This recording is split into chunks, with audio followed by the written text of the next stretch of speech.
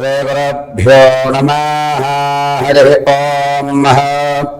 श्रीमहागणाधिपतये नमः। श्रीमहासरस्वत्यै नमः। श्रीगुरुभ्यो नमः। हरि ओम। जगदं पितरं वंदे पार्वती परमेश्वरं। पार्वती परमेश्वर अनुग्रहంతో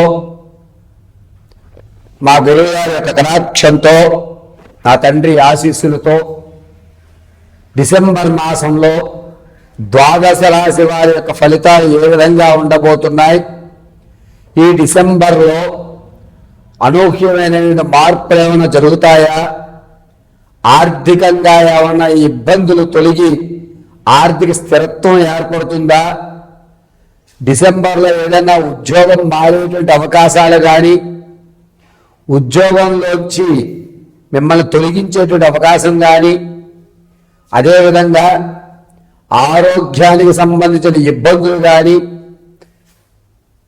ఇతర సంబంధాలను మీరు విడిచిపెట్టినటువంటి బంధాలు మళ్ళా తిరిగి పునరుద్ధీకరవడం కానీ, విదేశాల్లో ఉన్న వారికి ఈ సమయంలో ఏ విధంగా ఉండబోతోంది డిసెంబర్ నెలంతా కూడా,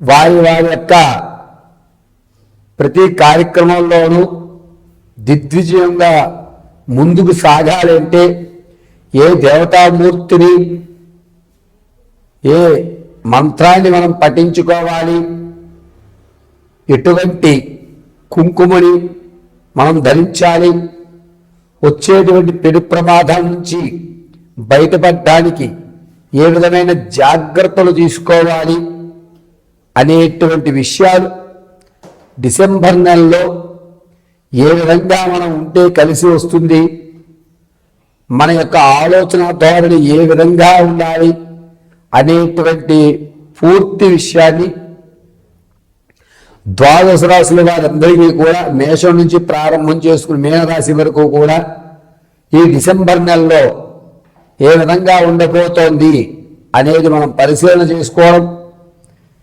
ఈ యొక్క పరిశీలన అంతా కూడా కేవలము గోచార రీత్యా మాత్రమే మీకు తెలియజేయడం.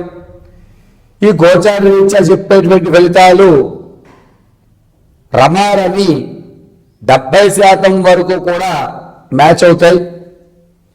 మరి మిగిలిన 30% ఏమిటి గురువు గారు అంటే, అది మీ కర్మ సిద్ధాంతాన్ని అనుసరించి ఉంటుంది. వ్యక్తిగతంగా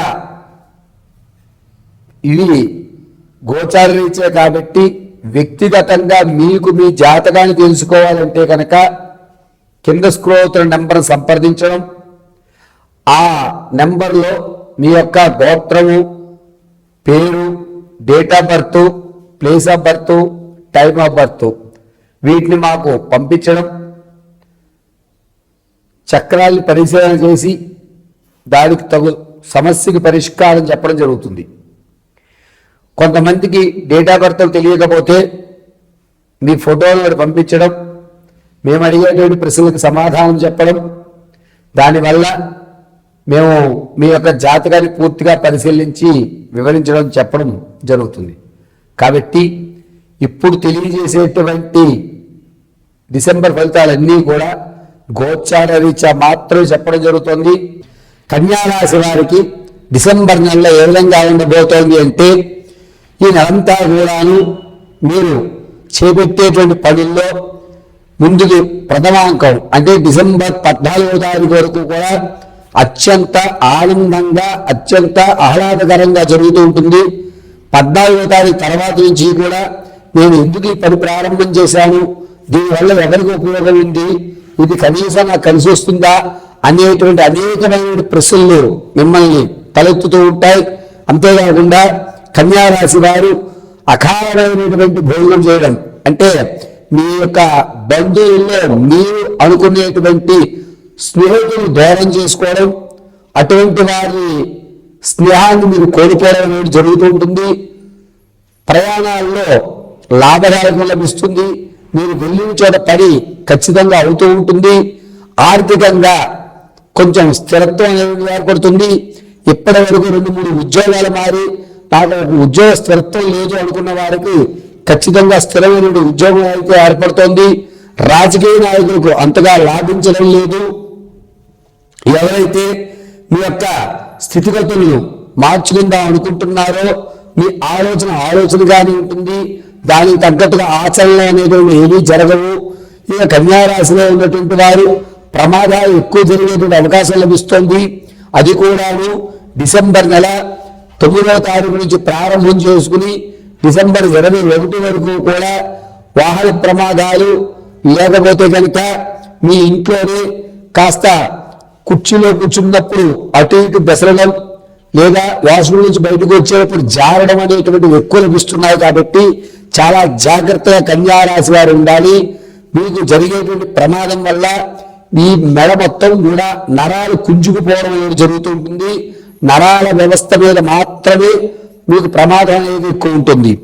ఎవరైతే స్టాక్ మార్కెట్లో కానీ రియల్ ఎస్టేట్లో కానీ భూ సంబంధితమైన పెట్టుబడులు పెడదామనుకుంటున్నారో ఇది మంచి సమయంగా చెప్పచ్చు. మీరు పెట్టిన ప్రతి రూపాయి కలిసి వచ్చేటువంటి అవకాశాలు లభిస్తుంది. వ్యాపారాలు ప్రారంభం చేయాలనుకున్న వారికి మాత్రం కాస్త ఇబ్బందిదాయకంగా ఉంది. పరోక్షంగా వ్యాపారం చేయండి, ప్రత్యక్షంగా చేయవద్దు.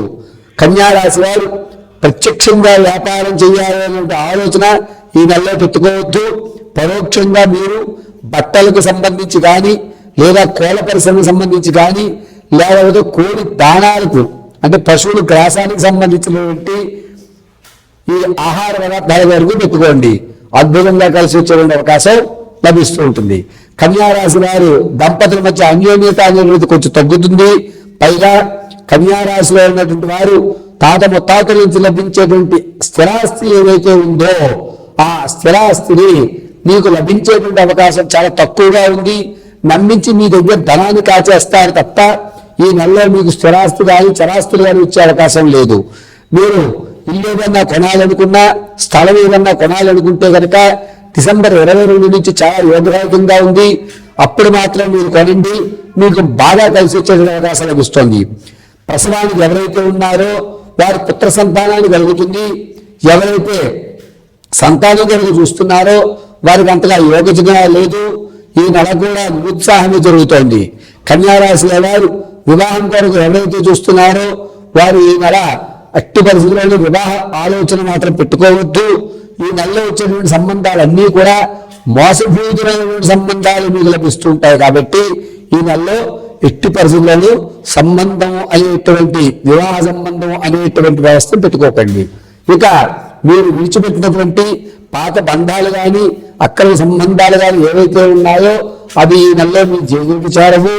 వాటిని విడిచిపెడుతూ ఉంటారు.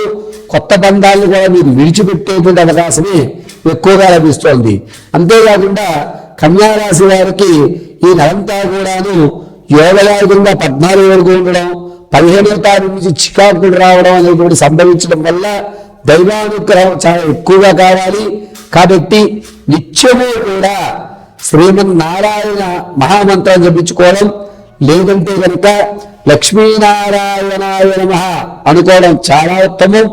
అంతేకాకుండా కన్యారాశిలో ఉన్నటువంటి వారు ఆరోగ్యపరమైన ఇబ్బందులు జరుగుతూ ఉన్నాయి. కాబట్టి మీ యొక్క ఇంట్లోనే ప్రతిరోజు కూడాను పరమాన్నం కానీ లేదా బెల్లం, తాటి బెల్లాన్ని కానీ నైవేద్యంగా సమర్పించండి.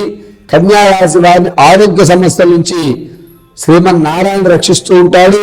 అదేవిధంగా ప్రతి నిత్యము కూడా కన్యారాశి వారు అడ్డంగా సింధూరాన్ని ధరించండి, మధ్య భాగంలో చందనాన్ని పెట్టుకోండి. శ్రీమన్నారాయణ కటాక్షం కలుగుతుంది. ఆర్ద్రమైన స్థిరత్వం మీకు ఏర్పడే అవకాశం లభిస్తూ ఉంటుంది.